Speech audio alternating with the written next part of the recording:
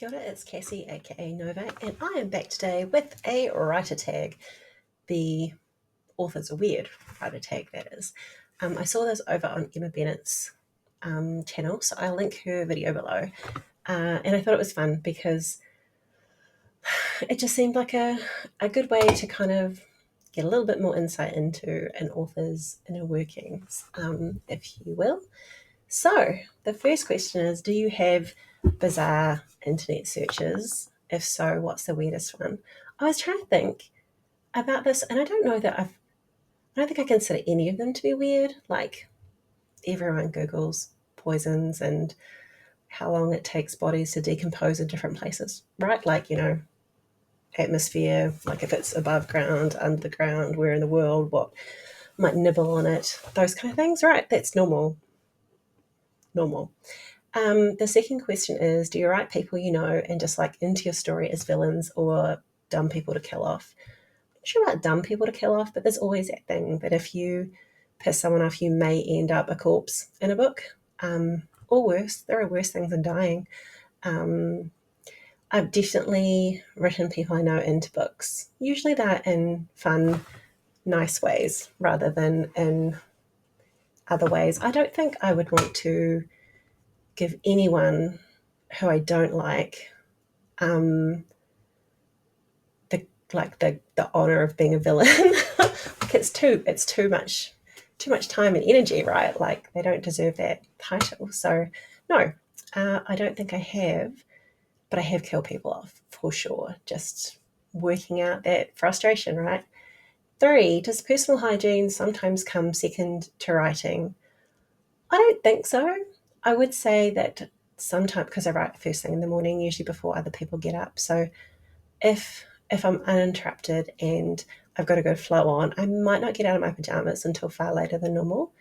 And I often will forget to brush my hair, but that's not really a hygiene thing. That's just a tidiness thing. And if I don't have to be tidy for someone, chances are I'm probably not going to stress about it too much. You've seen the state of my hair, it's crazy. Number four, do you go on baby name websites to help you name your characters? Absolutely.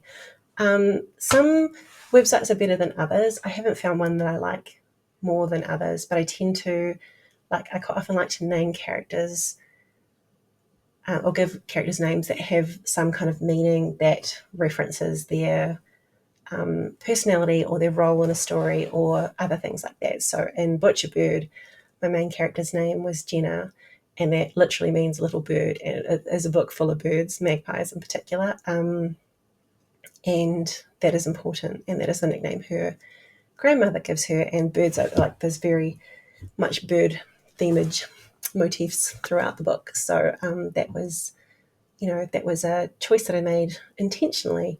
And often names of characters do have other meanings like that. So I do like to look up different websites and see what they say about different names, because if I'm picking one for a character and the name is sometimes the character just has a name and that's okay, and other characters have names that have meanings and that's okay too. They don't all have meanings. Sometimes I just like a name and it fits, like the sound of it, the feel of it in your mouth fits the character, so I go with it. Number five, do you have a list of actors and actresses that would play your characters if there was an adaptation made? Nuh-uh. So I have, I forgot what it's called. The thing where you can't see things in your head. Oh my God. I should know this one. I've said it so many times, but I'm totally blanking on it today. Anyway, it's a thing where I can't form images. I don't see things in my head. So quite often my characters could easily just be a blob. It wouldn't really make much difference to me. I specifically have to go onto Pinterest and create boards of my characters so that I can refer to them. And it can't be just like, it looks roughly like this. It's like, no, this is what the character looks like, because then I can refer to this picture if I need to remember what eye color they have.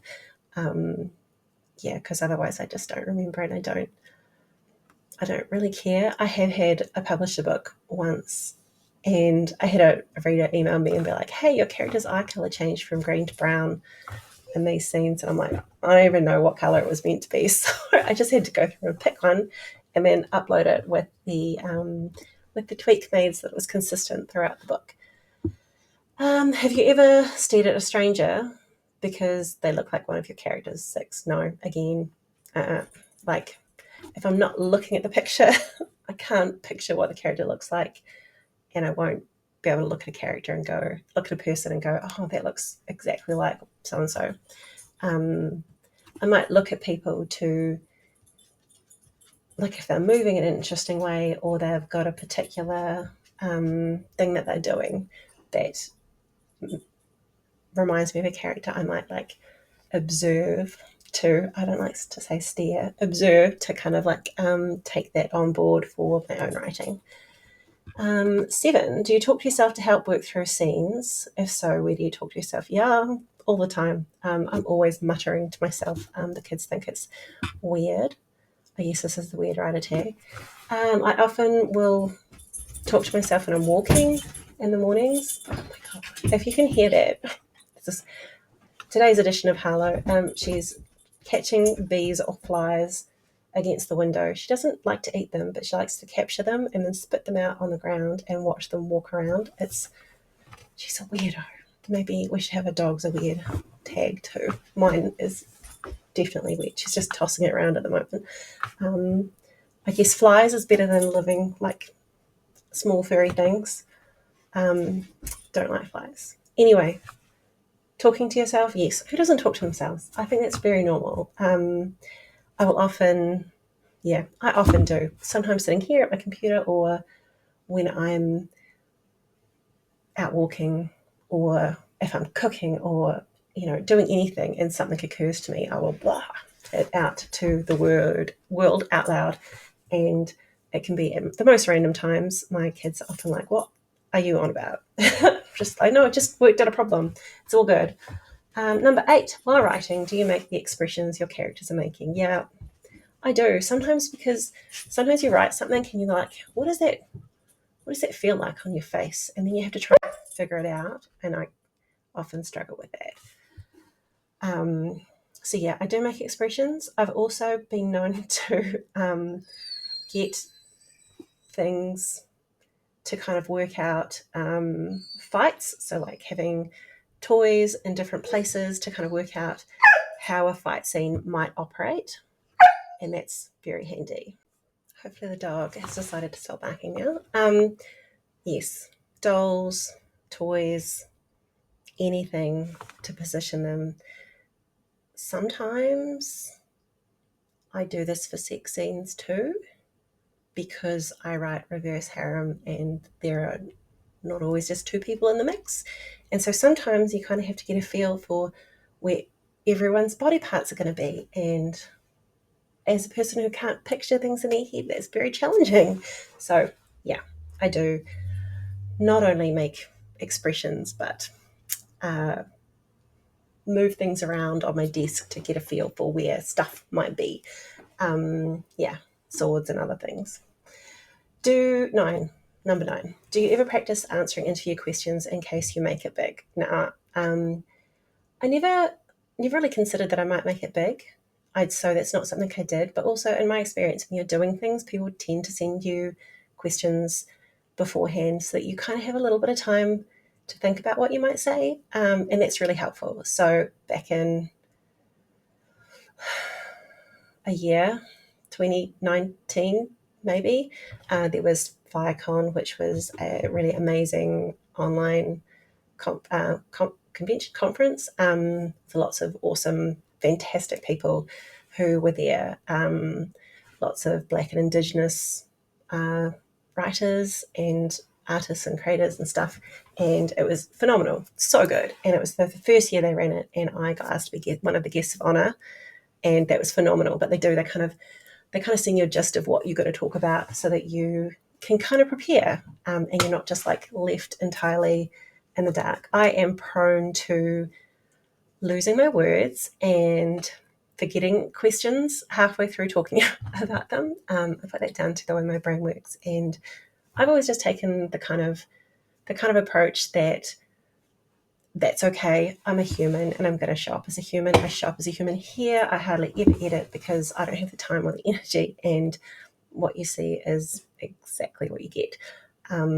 So, no, I don't practice. And when I get sent some questions, I normally have a think about them and I might make a couple notes. Usually it's book titles because I find the hardest thing to remember when you're talking about particular topics on like panels on fantasy or sci-fi conventions online and stuff is that I can never remember the name of books.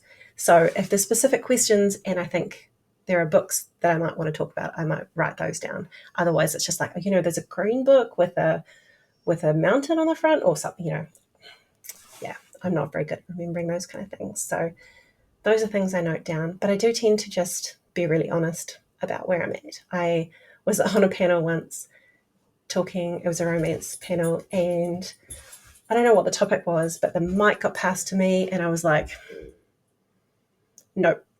The thought's completely gone. And it was really funny because someone in the audience was like, do you need a coffee? And I'm like, yeah, I do. And she went off and got me a coffee, and everyone else on the panel carried on with their bits and pieces. And then I had some coffee and I was like, I remember. And they passed the mic back to me, and it was really fun and funny. And also, I just think sometimes you have to be real about these things. We don't all have brains that work perfectly all the time. I don't. So I'm not gonna feel embarrassed about that. I'm just gonna roll with the punches. The final question is, do you have a soundtrack or playlist for your book or scenes from your book? And I do, 100%. Every single book I write has its own soundtrack, or a playlist rather. It doesn't. I think that the music I listen to while I'm writing is probably different to how other people might think it might be, if that makes any sense. It's really funny because my co-writer has her own playlists and they're so different to mine, even when we're writing the same thing, because we both have different tastes in music and we're inspired by different things. So at the moment, I've got my WPWB, get the letters around the right way, playlist that I'm listening to quite a lot because I'm working on that at the moment. And each character kind of has a song that relates to them, and then there's some songs that relate to the whole group and some songs that are just a vibe. And anytime I work on that book, I'm listening to that soundtrack, and this has been the same for all of my books for as long as I can remember. So yeah, I will put the link to that one in the boxy thing below, and you can have a listen to it if you want to, or check out whatever other playlists you can access there. I don't know. Anyway, if you would like to do this, tag yourself, go for it. I would like to tell Richard that he should do it, but he doesn't really do a lot of writing content. So we'll see if he does that. He's another Kiwi author, and he has a new series coming out in the near future, which should be very good because he's a very good writer.